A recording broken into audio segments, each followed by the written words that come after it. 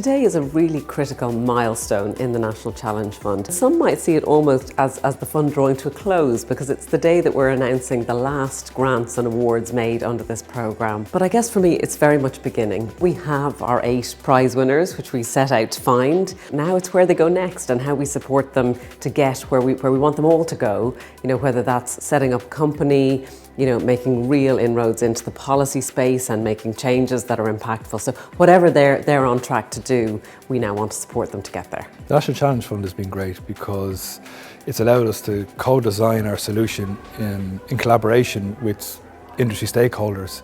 A big part of the National Challenge Fund is having a societal impact champion on our team, and our societal impact champion was Catherine McManus from Maui, Ireland. And this has really enabled us to get key industry insights from the very beginning, visit farm sites to see where our solution will be deployed and make design decisions early on in the process.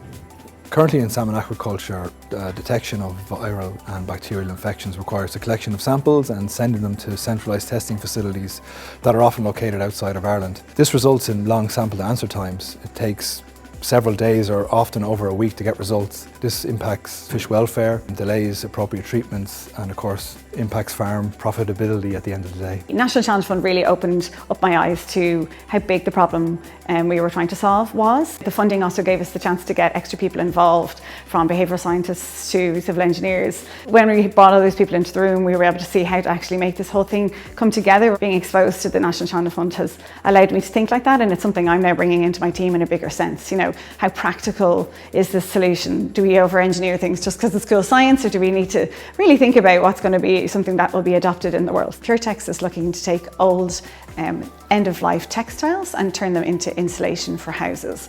There's a lot of atoms that usually come from oil that textiles are made of.